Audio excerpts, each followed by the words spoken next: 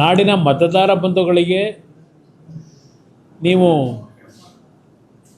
SIRನಲ್ಲಿ ಸರಿಯಾದ ರೀತಿ ಮಾಹಿತಿಗಳನ್ನು ಕೊಡದೆ ಮತದಾರರ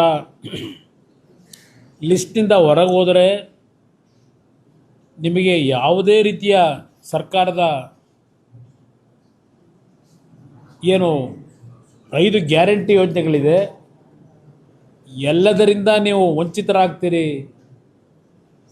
ಈ ಒಂದು ದೊಡ್ಡ ಪ್ರಚಾರದ ಮುಖಾಂತರ ಮುಖ್ಯಮಂತ್ರಿಗಳು ನಾಡಿನ ಜನತೆಗೆ ಜಾಗೃತಿ ಮೂಡಿಸ್ತಕ್ಕಂಥ ಕೆಲಸ ಮಾಡಿದಂಥ ಹಿನ್ನೆಲೆ ಇರಬೇಕು. ಬಹುಶಃ ಪ್ರತಿನಿತ್ಯ ಆ ಕಾಂಗ್ರೆಸ್ನ ಅಧ್ಯಕ್ಷರು, ಕಾಂಗ್ರೆಸ್ನ ಮುಖಂಡರುಗಳು SIRನ ಒಂದು ವಿಷಯದಲ್ಲಿ ಅತ್ಯಂತ ಕಟುವಾದ ಪದಗಳಿಂದ ಮಾತನಾಡ್ತಕ್ಕಂಥದ್ದೇನಿದೆ ಬೇರೆ ರಾಜ್ಯಗಳಲ್ಲಾಗಿರ್ತಕ್ಕಂಥದ್ದು. ಇವತ್ತು ಮುಖ್ಯಮಂತ್ರಿಗಳ ಪ್ರೇರಣೆ ಇರಬೇಕು ಅಂತ ಕಾಣಿಸ್ತದೆ ಅಂತ ಅದಕ್ಕೆ ಹೇಳಿದೆ. ರಾಮನಗರದಲ್ಲಿ ಈ BLOಗಳು ಚೌಲ್ಟ್ರಿಗಳಲ್ಲಿ ಕೂತ್ಕೊಂಡು ಸಾವಿರಾರು ಜನಗಳನ್ನು ಅಲ್ಲಿ ಕರೆಸಿ ಈ ಒಂದು ಮಾಹಿತಿಗಳನ್ನು ಚೌಲ್ಟ್ರಿಲಿ ಕೂತ್ಕೊಂಡು ಏನು ಮಾಡ್ತಾ ಇದ್ದಾರೆ, ಪ್ರತಿ ಮನೆಗೆ ಹೋಗಬೇಕಾದಂಥದ್ದು ಆ BLOಗಳ ಒಂದು ಕರ್ತವ್ಯ ಇರ್ತಕ್ಕಂಥದ್ದು. ಆದರೆ ಇವತ್ತು ರಾಮನಗರದಲ್ಲಿ ಒಂದು ಕೋಮಿಗೆ ಸಂಬಂಧಪಟ್ಟವರನ್ನು ಇವತ್ತು ಆ ಫೇಕ್ ಐಡಿಗಳು ಇರ್ತಕ್ಕಂಥವರು ಬಹುಶಃ ಬಾಂಗ್ಲಾದೇಶದಿಂದ ಬಂದಂಥವರು ಭಾಳ ಜನ ಇದ್ದಾರಲ್ಲಿ.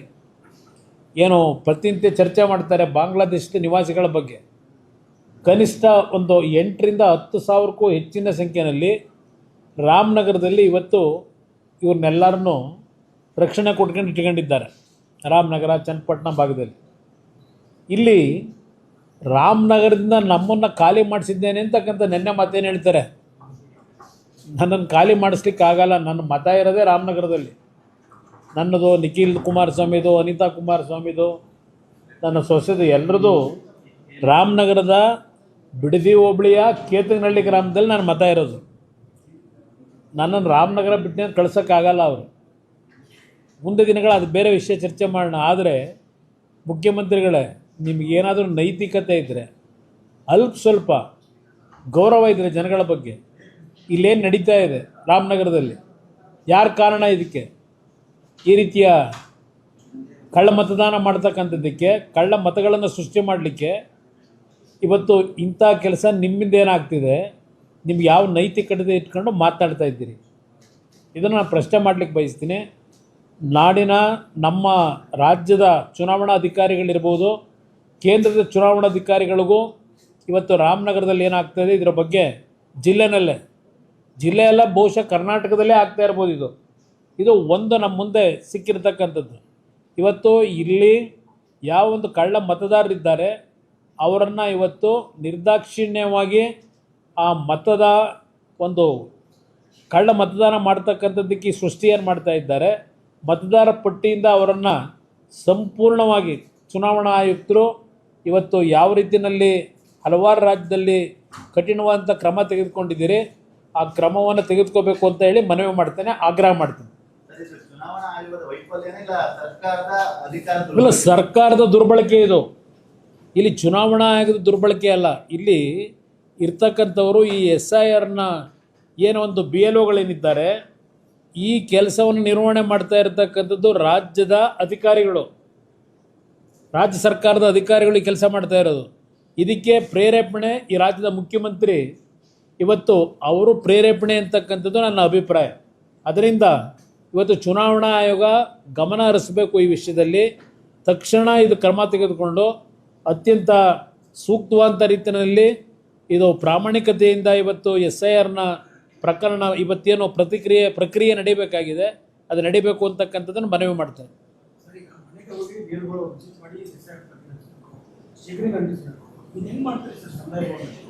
ಅದನ್ನು ಮುಖ್ಯಮಂತ್ರಿಗಳನ್ನ ಕೇಳಬೇಕು. ಅದನ್ನೇ ಈಗ ನನಗೂ ಅದೇ ಆಶ್ಚರ್ಯ. ಪಾಪ ಮುಖ್ಯಮಂತ್ರಿಗಳು ಭಾಳ ಅವರೇ ಖುದ್ದು ಏನು ಚರ್ಚೆ ಮಾಡ್ತಾಯಿದ್ರು, ರಾಜ್ಯದ ಜನತೆಗೆ ಸಂದೇಶ ಕೊಡ್ತಾಯಿದ್ರು. ಇವತ್ತು ಜಿಲ್ಲಾಧಿಕಾರಿ ಏನು ಮಾಡ್ತಾ ಇದ್ದಾರೆ? ಜಿಲ್ಲಾಧಿಕಾರಿನ ಇದೇ ಕೆಲಸಕ್ಕೆ ಬಿಟ್ಕೊಂಡಿದ್ದಾರೆ ಅಲ್ಲಿ. ಅವ್ರ ಮೇಲೂ ಕ್ರಮ ತೆಗೆದುಕೋಬೇಕು ಅಂತಕ್ಕಂಥದ್ದು ನಾನು ಆಗ್ರಹ ಮಾಡ್ತೀನಿ. ಈ ಸಂದರ್ಭದಲ್ಲಿ ಜಿಲ್ಲಾಧಿಕಾರಿಗಳನ್ನು ಒಳಗೊಂಡಂತೆ ರಾಜ್ಯ ಸರ್ಕಾರದ ಅಧಿಕಾರಿಗಳು ಬಹುಶಃ ಇದು ಬರೀ ರಾಮನಗರದಲ್ಲ, ಇಡೀ ರಾಜ್ಯದಲ್ಲಿ ಈ ಪಿತೂರಿ ಈ ರೀತಿಯ ಅಕ್ರಮ ಮತದಾರರ ಪಟ್ಟಿಯನ್ನು ಇವತ್ತು ಮಾಡ್ತಕ್ಕಂಥವ್ರ ಮುಖಾಂತರ ಪಾಪ 2028ಕ್ಕೂ ಮುಖ್ಯಮಂತ್ರಿ ಆಗಲಿ ಕನಸು ಕಾಣ್ತಾ ಇದ್ದಾರೆ ಅನ್ನೋದು ನನ್ನ ಅಭಿಪ್ರಾಯ. ನಾನು ಚುನಾವಣಾ ಆಯೋಗಕ್ಕೂ ಇದ್ರ ಬಗ್ಗೆ ಪತ್ರವನ್ನು ಬರೀತೀನಿ. ಅದರ ಜೊತೆಗೆ ಗೃಹ ಸಚಿವರ ಗಮನಕ್ಕೂ ಇದನ್ನು ತರೋದ್ರ ಮುಖಾಂತರ ಇವತ್ತು ಈ ರೀತಿ ಕರ್ನಾಟಕದಲ್ಲಿ ಈ ಒಂದು ಅಧಿಕಾರವನ್ನು ದುರ್ಬಳಕೆ ಮಾಡಿ ಪಶ್ಚಿಮ ಬಂಗಾಳದಲ್ಲಿ ಆಗಿರತಕ್ಕಂಥ ರೀತಿಯಲ್ಲೇ ಇಲ್ಲೂ ಇವತ್ತು ಈ ಅಕ್ರಮ ಏನು ಮಾಡಲಿಕ್ಕೆ ಹೊರಟಿದ್ದಾರೆ, ಇದನ್ನು ನಾನು ಕೇಂದ್ರದ ಚುನಾವಣಾ ಆಯುಕ್ತರಿಗೂ ಗಮನಕ್ಕೆ ತರ್ತೇನೆ. ಅದರ ಜೊತೆಗೆ ಕೇಂದ್ರ ಸರ್ಕಾರದ ಗೃಹ ಮಂತ್ರಿಗಳಿಗೂ ಈ ವಿಷಯವನ್ನು ನಾನು ತರಬೇಕು ಅಂತ ಇದ್ದೇನೆ.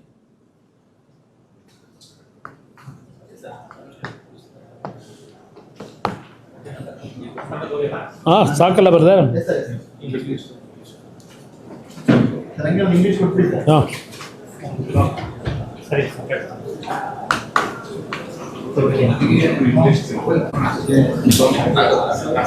in Karnataka, Election Commission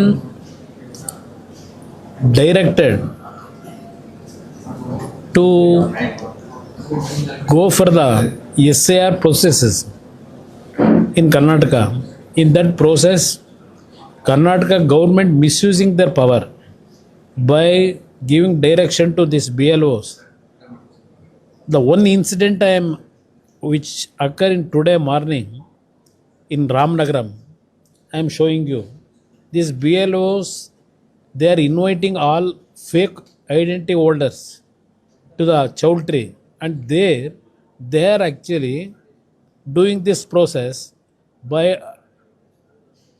additionally they are putting in the voter list the fake voters. Already in Karnataka, more than 25 lakh Bangladeshis who are living here. This is actually from last 4-5 years continuously everybody criticizing about the government, the protection by this government for Bangladeshis. In Ramnagaram itself, more than 10,000 Bangladeshis are in Ramnagaram. They are living there using their voting without any legality. They had wanted to actually addition list, they wanted to do it in this process. I request Honorable Chief Election Commissioner to look into it, take strict action against those people who are involved in this. Sir, only Ramnagar in other area also? No, I think this is the only example I am giving. Whatever workers, today they photographed and they have sent it. Same thing it is happening on the insistence of our Chief Minister here. He is the main root cause here. This Chief Minister, throughout his life, illegally he succeeded in these political activities. Sir, in another side, CM said, go and participate there, sir, regarding the guarantee schemes also. No, he is present Chief Minister pressurizing the voters. If you are not going to